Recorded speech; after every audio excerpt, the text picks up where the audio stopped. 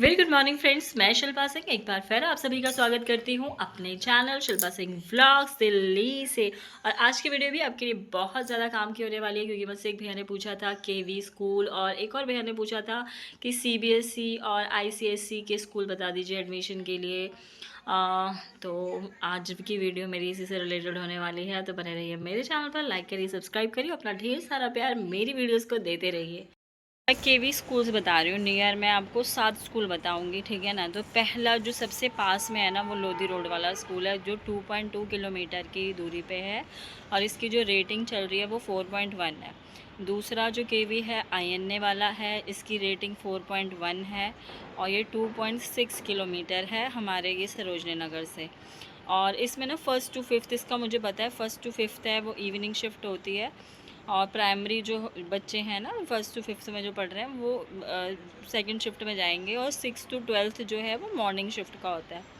उसके बाद जो केवी सेक्टर 2 आर के पुरम है, उसकी दूरी है 2.5 किलोमीटर और ये इसकी रेटिंग है 4.2। देखो मैंने इतना होमवर्क भी कर रखा है। और जो केवी एंड्रूसगंज है, इसकी रेटिंग 4.3 है, अच्छी है, ये कि 3.1 किलोमीटर है। फिर केवी आर के पुरम सेक्टर 4 जो है इसकी आती है, और ये जो है इसकी भी रेटिंग आती है 4.1 और ये 3.3 किलोमीटर की दूरी पे है। फिर आता है केवी मस्जिद मोड़, जो कि सादिक नगर पे पड़ता है, इसकी भी रेटिंग 4.2 है और 2.8 किलोमीटर है। और उसके बाद केवी सेक्टर 8 है आर के पुरम का, जिसकी 4.7 किलोमीटर की दूरी है। मतलब अगर ट्रैफिक नहीं होता है या तो आप 11-12 मिनट इसका गूगल पे दिखा रहा है, डायरेक्शंस मैंने खोल के देखी थी, इससे ज़्यादा की दूरी नहीं बता रहा है। और इसकी रेटिंग 4.3 है। तो मैंने आपको बता दिया कि सबसे जो स्कूल है वो, और मैं जो प्रेफर करूँगी ना, वो आईएनए वाला करने वाली हूँ, और सेक्टर 8 वाला, सेक्टर 2 वाला ये मैं करूँगी। लेकिन एंड्रूसगंज में भी मुझे लग रहा है कि मुझे देख लेना चाहिए, तो एक मैं वहाँ भी देखूँगी। तो मैंने बता दिया कि कौन ट्रांसफ़र कैसे होगा। तो देखो, रीज़न ऑफ ट्रांसफ़र जो होते हैं ना केवी टू केवी के, वो अलग मतलब अलग क्राइटेरियाज में आते हैं। अगर आपको उसको और अच्छे से देखना है तो गूगल की वेबसाइट है, वहाँ पे भी जाके आप अच्छे से इसकी थ्रू आउट रीडिंग कर सकते हो। मैं मोटे मोटे अक्षरों में आपको बता रही हूँ। तो जो पहला रीज़न आता है पेरेंट्स का ट्रांसफ़र, क्योंकि जो केवी स्कूल है वो सेंट्रल गवर्नमेंट एम्प्लॉयज़ के लिए स्पेशली बनाए गए। क्यों? क्योंकि इसका करिकुलम एक रहता है और बुक्स एक रहती है, सिलेबस एक रहता है, जितने टेस्ट होते हैं एक जैसे रहते हैं, कि बीच में पेरेंट्स के कहीं पर भी ट्रांसफ़र होता है तो बच्चे की पढ़ाई डिस्टर्ब ना हो। तो इसमें जो पेरेंट्स आते हैं वो कैटेगरी 1 to 4 आते हैं, क्योंकि ये ट्रांसफरेबल जॉब वाले, बाकी जो लोगों का एडमिशन होता है वो दूसरी कैटेगरी में एडमिशन होता है। यहाँ मैं बता रही हूँ कैटेगरी 1 से 4। जैसे आप यहाँ पर दिल्ली में ट्रांसफ़र होकर आए हो और सेंट्रल गवर्नमेंट एम्प्लॉय हो, तो आपके बच्चे को कोई दिक्कत नहीं आने वाली है, आपका एडमिशन आराम से हो जाएगा। तो ये फर्स्ट है पेरेंट ट्रांसफ़र। अब दूसरा वाला कारण पूछो तो हम सब का वही वाला कारण है, shifting to our own house या रेजिडेंस चेंज वाला होता है। कि हम लोगों के दिल्ली में ही थे, दिल्ली के ही केवी स्कूल में हमारे बच्चे पढ़ रहे थे, पर हमने घर को शिफ्ट किया है, या हमारा एड्रेस चेंज हुआ है, हमने खुद का घर खरीद लिया, वो भी एक रीज़न होगा। उसमें भी कोई डिनाई नहीं होगा, आपके बच्चों को एडमिशन मिलेगा। या ये हो सकता है कि आपका एड्रेस चेंज हुआ हो, तो इसकी प्रूफ लगेंगे, डॉक्यूमेंट लगेंगे, पर हाँ बच्चों का केवी टू केवी ट्रांसफ़र आराम से हो। तीसरा क्राइटेरिया जो स्कूल चेंज करने का होता है वो होता है सिबलिंग का। मतलब 2 भाई बहन है, 3 भाई बहन है, वो अलग अलग केवी स्कूल में पढ़ते हैं, तो वो एक स्कूल में आप करवाना चाहते हो, तो इस आधार पे भी आपको प्राथमिकता दी जाएगी। इसके लिए निश्चित जो भी डॉक्यूमेंट है वो आप लगाकर अपने बच्चों का स्कूल चेंज करा सकते हो। लेकिन इन सब में है कि आपका केवी टू केवी ट्रांसफ़र की ही मैं बात कर रही हूँ।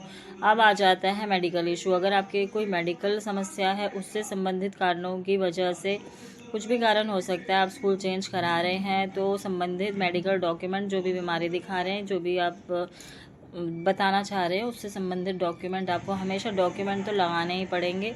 उसके बाद में भी आपका स्कूल चेंज हो जाएगा, कोई प्रॉब्लम नहीं आती। कैटेगरी 1 to 4 के पेरेंट्स होते हैं, उनका ट्रांसफ़र हो जाता है, ठीक है, वो उन बेचारों का कोई गलती नहीं है भाई, सरकार ट्रांसफ़र करेगी, उन्हें आना पड़ेगा।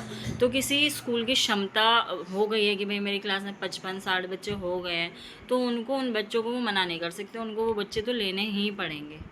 उनको वो बच्चे लेने ही पड़ेंगे। 55 तक है तब वो सेम मतलब सेक्शन में एक आध बच्चा तो ऊंचा नीचा हो जाता है, लेकिन हाँ अगर और कुछ हुआ तो उनको एक अलग सेक्शन बनाना पड़ेगा। ज़्यादा बच्चे हो रहे हैं, 60-70 ऐसे हो रहे हैं, तो उनको एक अलग सेक्शन का भी निर्माण करना होगा। तो आप अगर ये पूरा पढ़ना चाहते हैं ना, तो इसकी पूरी की पूरी मतलब ऑनलाइन है, मैं वेबसाइट बता दूँगी, वहाँ जाके आप पढ़ सकते हैं, आपको अच्छे से पता चल जाएगा। तो आपके जो भी काम जानकारी आएगी ना, तो मैं वो बताती हूँ।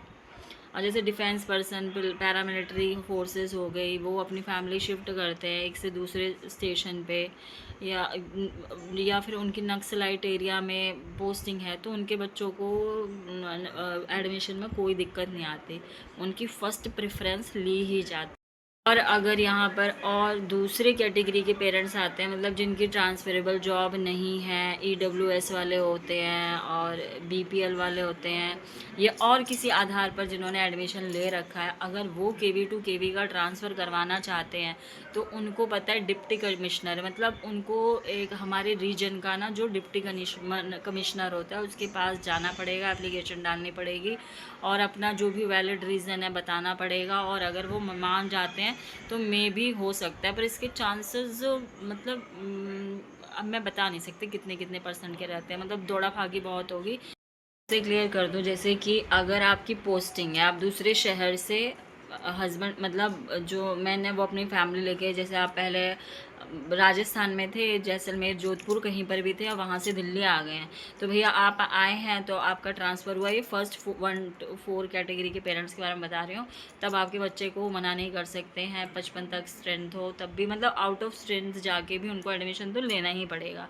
दूसरा हो जाता है जैसे वो पैरामिलिट्री, डिफेंस, आर्मी, नेवी, इन सब में, एयरफोर्स में है, और वो किसी नक्सलाइट पैरामिलिट्री के हो गए, इस टाइप के जो जॉब वाले होते हैं उनकी किसी नक्सलाइट एरिया में पोस्टिंग हो गई है और फील्ड एरिया में पोस्टिंग हो गई, उनकी फैमिली दिल्ली पे, उनके बच्चों को भी मना नहीं किया जाएगा, एकदम डायरेक्ट उनके बच्चों को भी स्पेशल क्लासरूम लगा के उनके बच्चों को एडमिशन मिलना ही मिलना है, कोई दिक्कत नहीं आने वाली आप लोगों को। फिर इसके बाद इन 2 केसेस के बाद में अगर आप केवी टू केवी ट्रांसफ़र लोकल उस बिहार पे करना चाह रहे हो, तो आपको वो कराना पड़ेगा, क्या नाम है कि जो डिप्टी कमिश्नर है ना, उससे साइन लेना पड़ेगा। मैंने गूगल पे खोला हुआ है ये application form of local transfer वाला, अभी इसको खोलते हैं। डाउनलोड करने को बोल रहा है, मैं डाउनलोड फाइल कर लेती हूँ। ओपन जस्ट वंस, देखो ये आ गया आपका, ठीक है। देखो आपके सामने कर रही हूँ, केंद्रीय विद्यालय संगठन का लोकल। आप लोग देखिए, मैं तो बस गाइड ही कर रही हूँ, और सबको नॉलेज इतनी होती है, ऑनलाइन इस तरह से खोल लेना है, डाउनलोड कर लेना है, और इसमें सारी डिटेलिंग्स बहुत अच्छे से दे रखी है, आपके सारे डाउट्स क्लियर हो जाएंगे। और हमारा तो अभी सबका यही है कि रेजिडेंस चेंज का हुआ है, और इसके लिए हमें केवल जो हमारा अलॉटमेंट लेटर है वो, और पहले हम कहाँ रह रहे थे वो वाला एड्रेस प्रूफ प्रोवाइड कराना होगा। और स्कूल जाके ना, अभी तो मैं नहीं गई हूँ, मैं आपको बता रही हूँ, एक बार आपको जाना ही होगा, तो वो रिक्वायर्ड डॉक्यूमेंट लगा के आपका सारा काम हो जाएगा, ठीक है ना। क्योंकि हमारा तो भाई अभी रेजिडेंशियल वाला ही पॉइंट चल रहा है।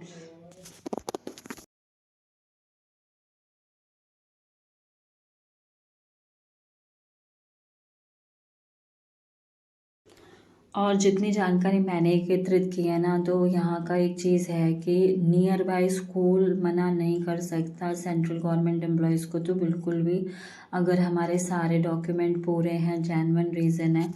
जो एडमिशन का क्राइटेरिया है 2025-26 का, तो वो तो 7 मार्च 2025 से आई थिंक ये फर्स्ट क्लास या बाल वाटिका के लिए स्टार्ट हो गया है, और 21 मार्च 2025 इसकी लास्ट डेट है। तो और उसका तरीका क्या है, जैसे थोड़ा थोड़ा मोटा मोटा मैं बता देती हूँ, ऑनलाइन आप जाओगे, मैं फिर से बोल रही हूँ, वहाँ पे हर डिटेल है। तो केंद्रीय विद्यालय संगठन का जो आधिकारिक वेबसाइट है kvsangathan.nic.in पर जाकर आपको सब पता चल जाएगा। जो अब आ गया बाल वाटिका, और जो क्लास 1 है ना, उसके लिए लिमिटेड सीट्स होती हैं 2025 में। 7 मार्च इससे इसका फॉर्म भरे जा चुके हैं, 21 मार्च इसकी 2025 इसकी लास्ट डेट है, अभी भी थोड़ा सा टाइम है। और लिमिटेड केंद्रीय विद्यालय संगठन केवीएस ने केवीएस एडमिशन 2025 के लिए 7 मार्च से पंजीकरण शुरू किया है। बाल वाटिका 1 और 3 तथा कक्षा 1 के लिए की प्रक्रिया जारी है। 1 और 3 ये मतलब क्लियर नहीं हुआ मुझे। आई थिंक ये nursery, pre nursery, LKG, UKG, ये 3 क्लासेस होती हैं। आई थिंक ये उसके बारे में बात हो रही है, और क्लास 1 के लिए, ठीक है ना। तो आप नर्सरी केजी समझ सकते हैं, और क्लास 1, तो इसके लिए 7 से 21 मार्च 2025 तक ये खुला रहेगा। आप कर सकते हैं ऑनलाइन भी इसका।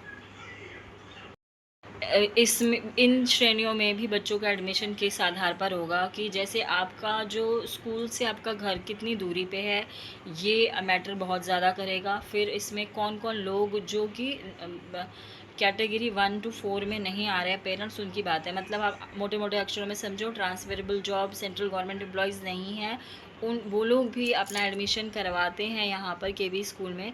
तो उनके लिए क्या वो रह सकता है, तो विकलांग होने पर एससी हो गया, एससी हो गया, एसटी हो गया, ओबीसी हो गया, या आर्थिक रूप से कमज़ोर ईडब्ल्यूएस हो गया, गरीबी रेखा के नीचे बीपीएल हो गया, तो इन लोगों को भी एडमिशन होते हैं। इनकी भी जो तारीख है वो 7 मार्च से 21 मार्च तक रहेगी 2025 के। और इनका जो मोस्ट इम्पॉर्टेंट चीज़ है वो है क्या, घर से विद्यालय तक की दूरी। I hope I am clearing the वो कॉन्सेप्ट। और यहाँ बात हो रही है प्री स्कूल में भी 3 कक्षाएं होती हैं ना, नर्सरी, एलकेजी, यूकेजी, ऐसे समझा देती हूँ। तो ये 3 कक्षाओं के एडमिशन प्लस 1 कक्षा क्लास 1 के एडमिशन के लिए इनकी डेट ये है। फिर से बोल रही हूँ, 7 मार्च से 21 मार्च, ऑनलाइन ऑफलाइन जो भी है। भी क्वेश्चन आता है कि क्लास 1 में एडमिशन के लिए कितनी सीट एक क्लास में तय की गई है, तो 40 तय की गई है। केवी के हिसाब से अगर आप क्लास 1 के बच्चों के एडमिशन का देख रहे हैं, तो आपके बच्चे की जो आयु है वो 6 वर्ष होनी चाहिए, मतलब 6 साल का आपका बच्चा होना चाहिए, ये तो पक्का है। और ये गिनती की जाएगी 31/3/2025, मतलब 31 मार्च 2025 तक आपका बच्चा 6 साल का होगा तो उसको क्लास 1 में एडमिशन मिलेगा। बड़ा हो जाएगा, एक आध महीना साल बड़ा होता है तो भी चलता है, लेकिन कम नहीं होना चाहिए, उसको नहीं मिलेगा। बाल वाटिका जो 1 2 3 के लिए जो है वो 3 से 4 वर्ष, 4 से 5 वर्ष और 5 से 6 वर्ष, यानी कि अगर आप नर्सरी में डाल रहे हो, ऐसे समझ लो नर्सरी में आपके बच्चे का एडमिशन करा रहे हो, तो वो 3 से 4 31 मार्च 2025 तक 3 साल का होना चाहिए, 3 से 4 साल के बीच का होना चाहिए। अगर आप एलकेजी में करा रहे हो तो 4 से 5 साल का होना चाहिए, और अगर आप उसमें करवा रहे हो, क्या नाम है, यूकेजी में करा रहे हो, तो वो होना चाहिए 5 to 6। अब वहाँ उसका नाम क्या रखा है मुझे नहीं पता है, पर ऐसे ही बोलते हैं, नर्सरी, एलकेजी, यूकेजी, हमने तो ऐसे ही पढ़ा है, भी ज़्यादा समझ में आ जाएगा। डॉक्यूमेंट कौन से चाहिए, केंद्रीय विद्यालय एडमिशन 2025-26 के लिए आवश्यक दस्तावेज डॉक्यूमेंट कौन से चाहिए आपको, तो वो है भैया, ये तो हिंदी में आ गया, जन्म प्रमाण पत्र, बच्चे का पासपोर्ट साइज़ फ़ोटो, निवास प्रमाण, SC ST OBC प्रमाण पत्र, EW BPL प्रमाण पत्र, सिंगल गर्ल चाइल्ड के मामले में जो भी डॉक्यूमेंट होते हैं वो, कर्मचारी सेवा प्रमाण पत्र, दादा दादी के साथ बच्चे के माता पिता का संबंध का प्रमाण। मैं ट्रांसलेटर में भी चली जाती हूँ।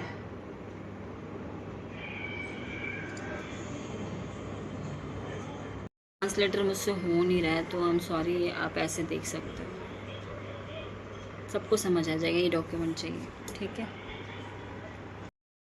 और ये कुछ इस तरह के फॉर्म आपको दिख जाएंगे जो आपको भरने होंगे, वो ऑनलाइन आप चेक करोगे ना, सब आपको दिख जाएगा, मैं बस दिखा रही हूँ आपको थोड़ा। हमारे पास क्वेश्चन आ जाता है पहला कि क्या बोलते हैं, हमारा जो एड्रेस चेंज करना है उसके लिए मैंने बता दिया कि भैया कौन कौन से क्राइटेरिया में हो जाएगा। भाई आपके लेवल 1 to 4 के हैं, आप सेंट्रल गवर्नमेंट एम्प्लॉय हो, कोई दिक्कत नहीं, आराम से हो जाएगा। आप जो भी डॉक्यूमेंट्स बताए गए हैं वो सारे के सारे सबमिट कर देना, हो जाएगा, वो हम शुरू से कराते आ रहे, कोई दिक्कत नहीं होती। बाल वाटिका के जहाँ एडमिशन की बात है, फर्स्ट कम फर्स्ट सर्व वाली बात होती है इसमें, क्योंकि सब एक जैसे एम्प्लॉय होते हैं और 40 बच्चे तक एक क्लास में लेते हैं ये लोग।